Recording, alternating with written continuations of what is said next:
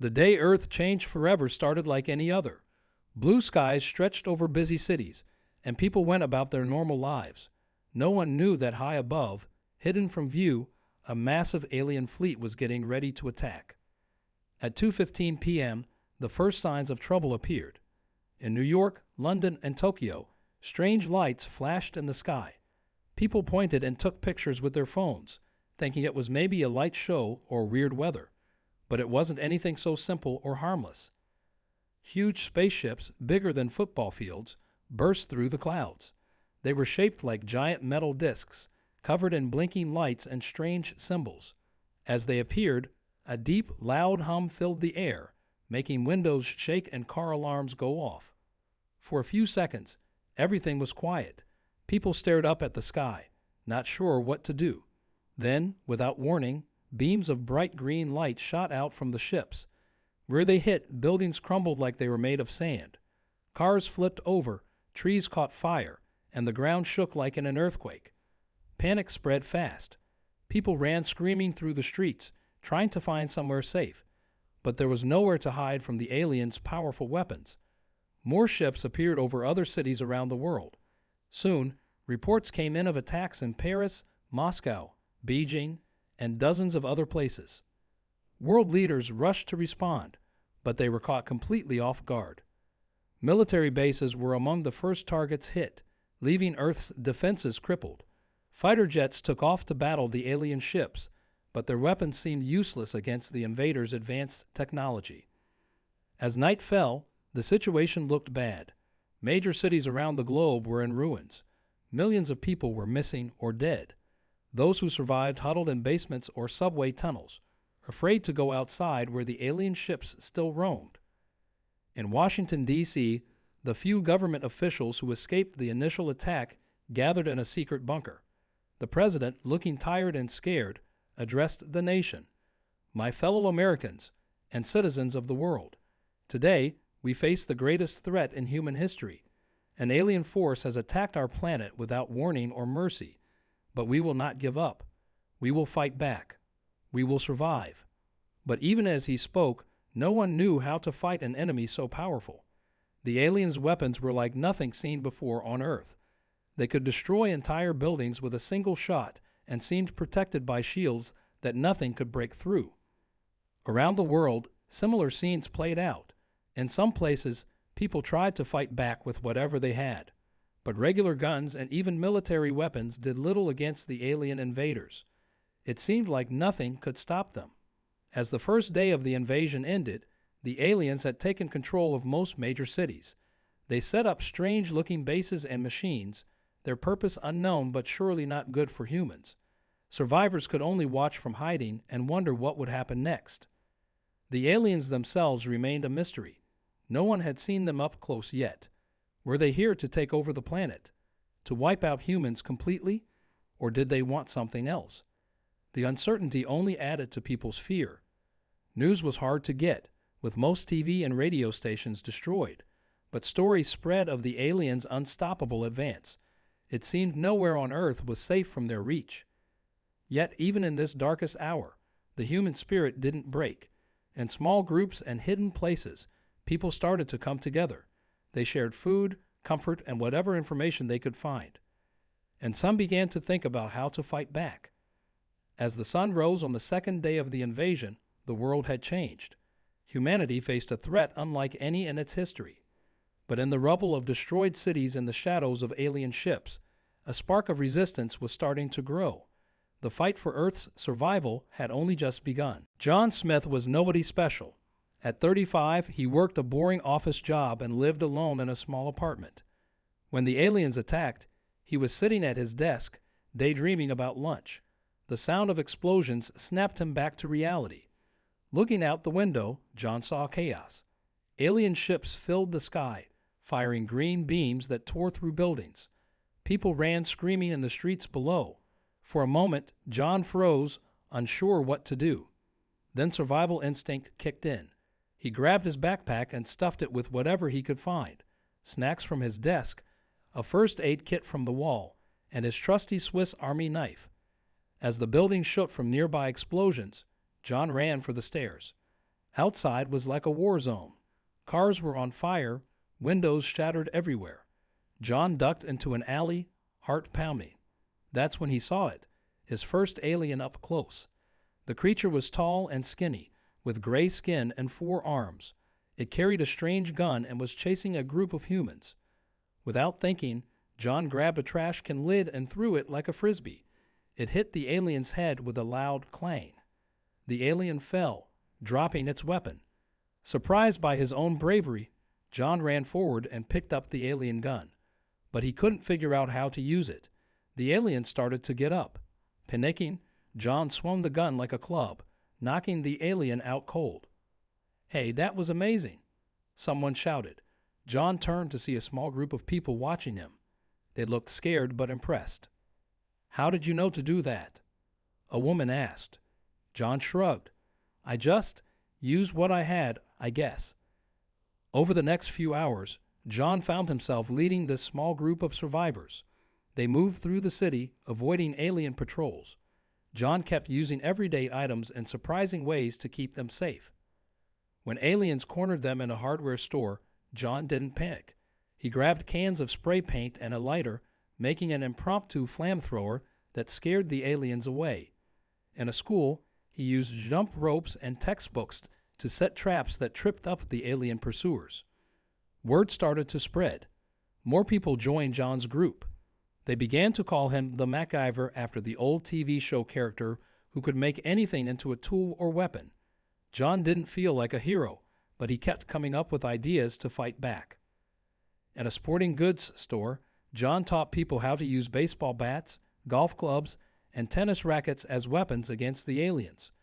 "They expect us to use guns," he explained, "but we can surprise them with things they don't understand."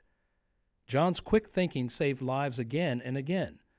When a group of aliens trapped them on a bridge, he showed everyone how to make slingshots out of rubber bands and pieces of debris. The aliens, confused by the strange projectiles, retreated. As night fell, John led his now much larger group to a safe hiding spot in an old factory. People gathered around him, looking for guidance. John felt uncomfortable with all the attention, but knew he had to stay strong for them. "We're still alive," he told the group, "and that means we can fight back. The aliens might have fancy weapons, but we have something they don't: creativity. We can turn anything into a weapon or a tool. They won't expect that." A young woman raised her hand. "But how can we beat them? They're so powerful."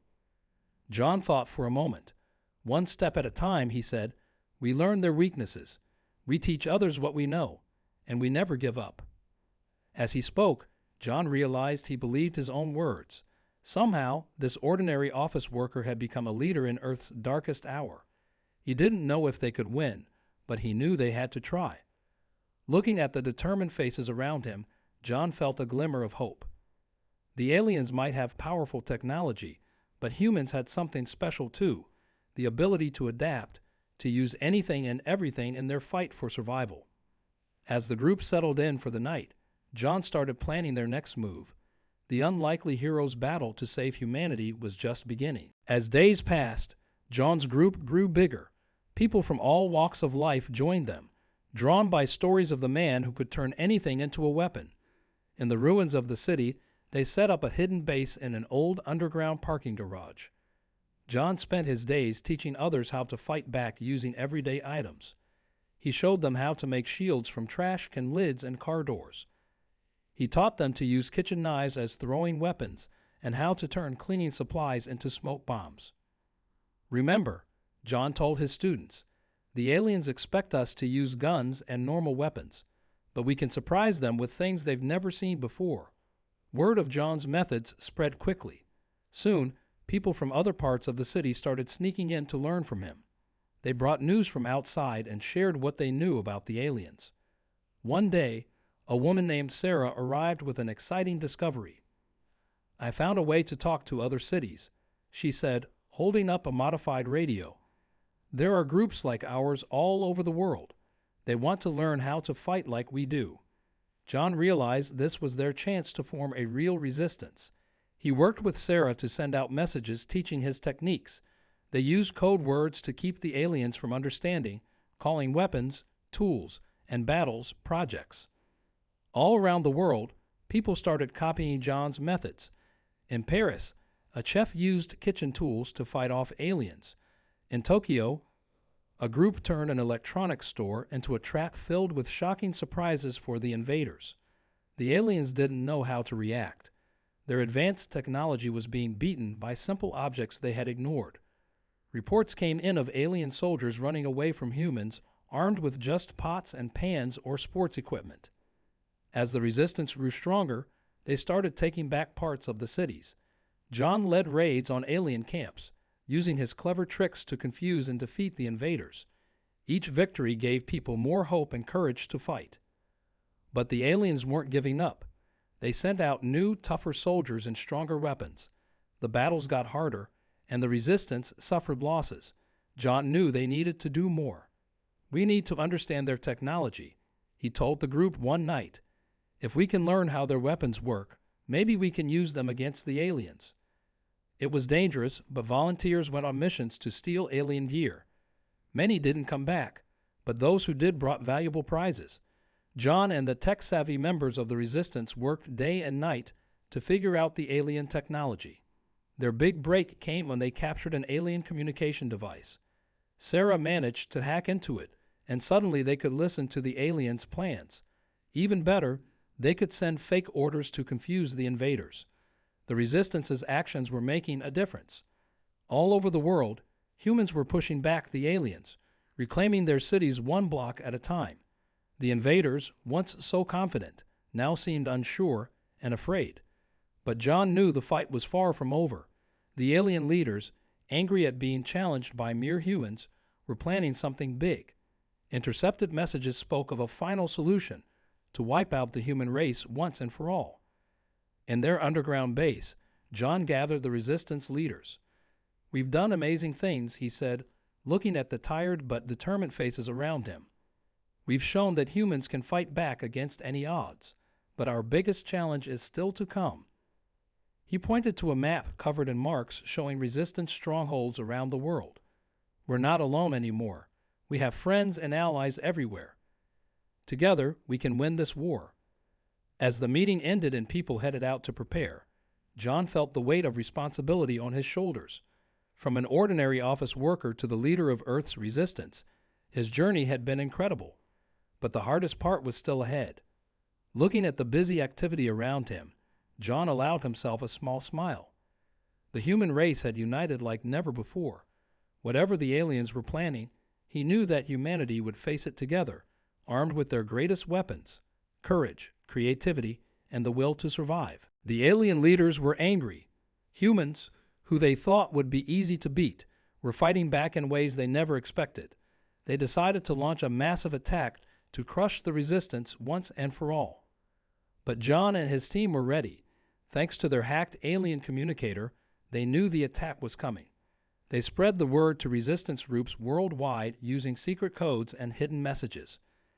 As alien ships filled the skies, ready to strike, something amazing happened.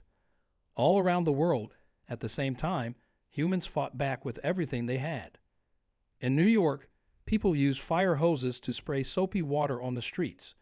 When alien soldiers tried to march through, they slipped and fell, unable to stand up. In Tokyo, a group released thousands of bouncy balls down a hill, making it impossible for the aliens to climb up. John led the defense in his city. He had set up traps everywhere. Aliens walking into parks found themselves caught in nets made from soccer goals and climbing frames. Those trying to use tall buildings as bases were met with homemade stink bombs that drove them out gagging. The resistance didn't just defend. They attacked too. Using alien technology they'd figured out, mixed with human creativity, they made new weapons. Leaf blowers became guns that shot marbles at high speed. Old car engines were turned into noise machines that hurt alien ears. One of the biggest wins came when a group of kids showed that alien shields couldn't stop water. Soon, firefighters were leading attacks, using their trucks to soak alien soldiers and short out their high-tech gear. The aliens, used to fighting with advanced weapons, didn't know how to handle these strange attacks. Their commanders couldn't understand why their soldiers were being defeated by things they found in junkyards and kitchens. As battles raged around the world, the alien leaders watched in shock. Reports came in from everywhere of their forces retreating. Humans were using the aliens' own weapons against them, mixed with simple tools in ways the invaders never imagined. In the middle of the fighting, John got an exciting message. A team in Australia had found a way to bring down the big alien ships. They used huge mirrors to reflect sunlight, blinding the ship's sensors and making them crash. John quickly shared this info with other resistance groups. Soon, all over the world, people were building giant mirrors. Alien ships began falling from the sky, taken down by nothing more than reflected sunlight. The tide of the war was turning. For the first time since the invasion began, the aliens were the ones running scared. They had never faced an enemy like humans before, who could turn literally anything into a weapon. In their hidden bases, alien leaders argued about what to do. Some wanted to keep fighting, but others said they should leave Earth before things got worse. They couldn't understand how they were losing to a species that didn't even have space travel. As the battles went on, more and more aliens started to surrender. They'd been told humans were weak, but now they saw how strong and clever Earth's people really were. By the end of the day, the big alien attack had failed completely. Instead of crushing the human resistance, it had shown just how powerful humans could be when they worked together and used their creativity. In the resistance headquarters, John and his team celebrated their victories, but he knew the war wasn't over yet. "We've won a great battle," he told everyone, "but the aliens aren't beaten yet. We need to be ready for whatever they do next." As night fell, the resistance got busy planning their next moves. For the first time since the invasion, there was real hope. Humans had proven they could beat the aliens, using nothing but their wits and whatever they could find around them. The tide had turned, and now Earth was fighting back harder than ever. The aliens were about to learn an important lesson. On this planet, everything could be a weapon in human hands. The alien leaders were desperate. Their great attack had failed, and humans were winning battles all over Earth.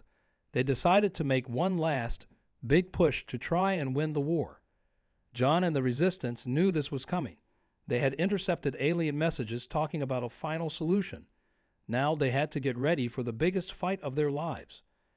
As the sun rose, the sky filled with more alien ships than ever before. It seemed like the aliens had brought every soldier and weapon they had left. The final battle for Earth was about to begin. John gathered resistance leaders from around the world on a video call. "This is it," he said. "Everything we've learned, every trick we've come up with, we need to use it all now." The aliens attacked everywhere at once. They thought their huge numbers would overwhelm the humans, but people all over the world were ready with surprises. In Paris, the resistance used the Eiffel Tower as a giant slingshot, launching buses and cars at alien ships.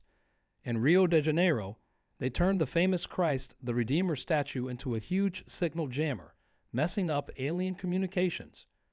John led the defense in his city. He had worked with engineers to turn the entire downtown into one big trap. As alien soldiers marched in, the streets suddenly turned into conveyor belts, carrying them backwards. Fire hydrants sprayed foam that hardened quickly, sticking aliens in place.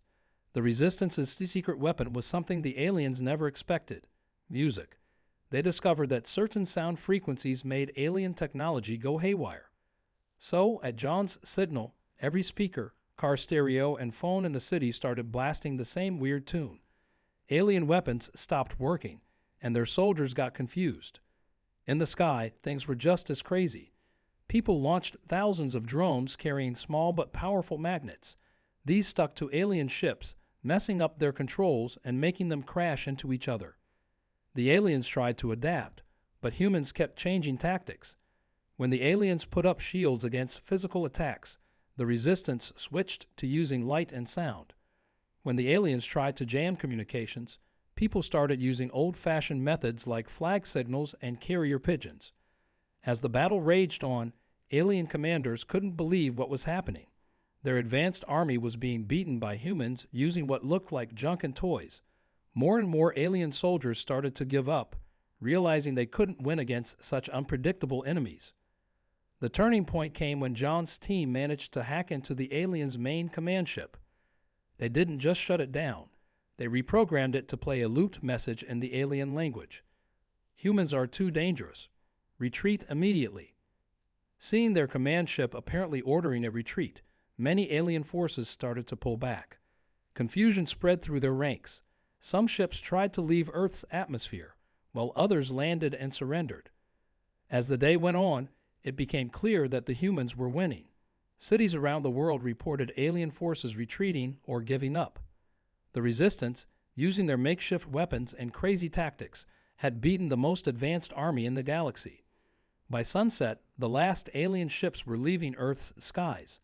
In every city, town, and village, people came out of hiding to celebrate. The impossible had happened. Humanity had won.